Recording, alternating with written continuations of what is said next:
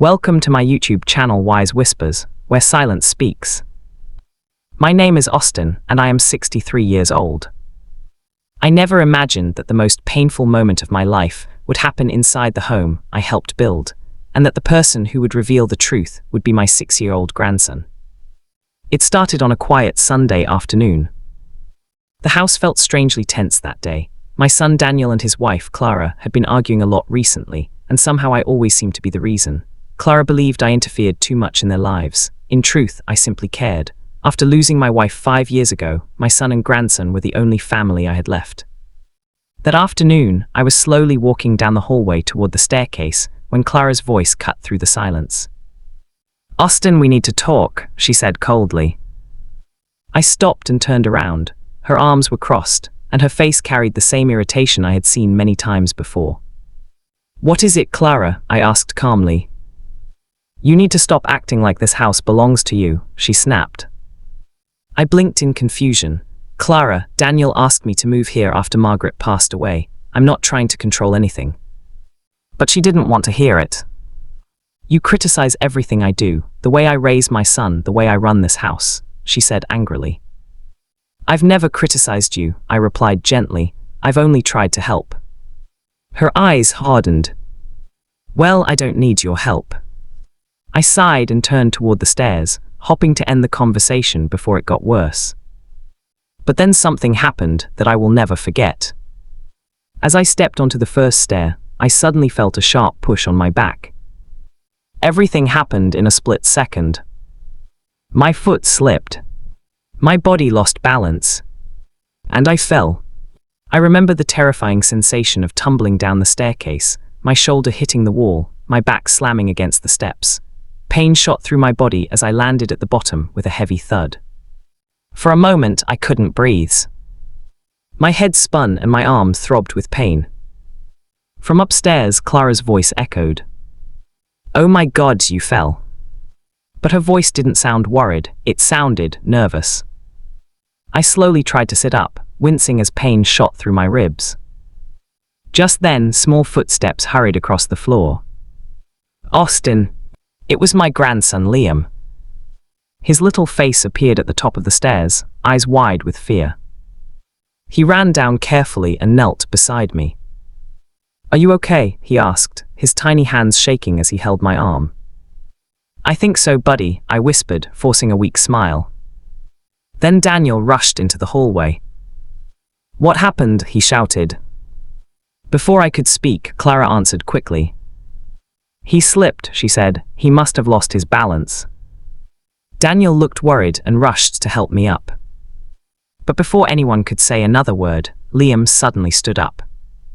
His small voice trembled, but it was loud enough for everyone to hear.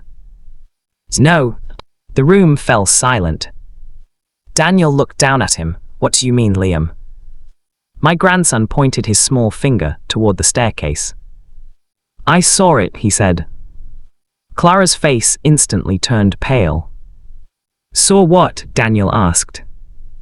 Liam's voice was innocent but firm. "Mommy pushed Austin." The air in the room froze. Clara's eyes widened. "Liam, that's not true."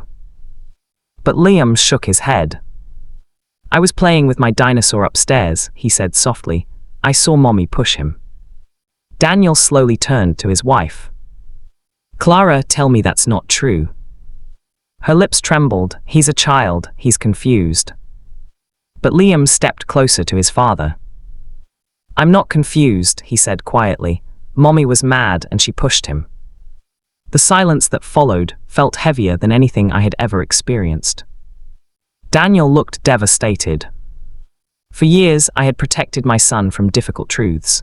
I had avoided conflict, hoping our family would stay together. But the truth had finally come out from the most honest person in the house. A 6-year-old boy. Daniel helped me sit on the couch while he stared at Clara, disbelief written across his face. "Why?" he asked her. Clara looked down, unable to answer. Tears slowly filled Daniel's eyes. "You could have killed him," he said quietly. I placed a gentle hand on his arm. "Daniel," I said softly, "anger makes people do things they regret." But Liam suddenly hugged me tightly. "I didn't want Austin to get hurt," he said, his small voice cracking.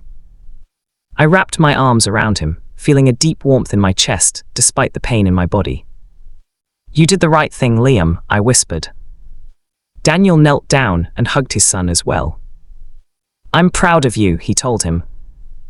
That moment changed everything in our family. Daniel later apologized to me for not noticing the tension earlier. Clara eventually admitted the truth and agreed to seek help for her anger.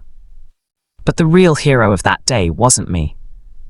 It was a 6-year-old boy who chose honesty over silence. Weeks later, as I sat in the backyard watching Liam play with his toy dinosaurs, he ran over and asked something that made me smile. "Austin, did I do a good thing?" I looked at him and nodded. "You did something very brave." He grinned proudly and ran back to play. As I watched him, I realized something important. Children may be small, but their hearts are often bigger and purer than adults. And sometimes, the truth that changes everything comes from the smallest voice in the room. Moral of the story: truth and honesty have no age. Even the smallest voice can stand up for what is right and protect those who cannot protect themselves.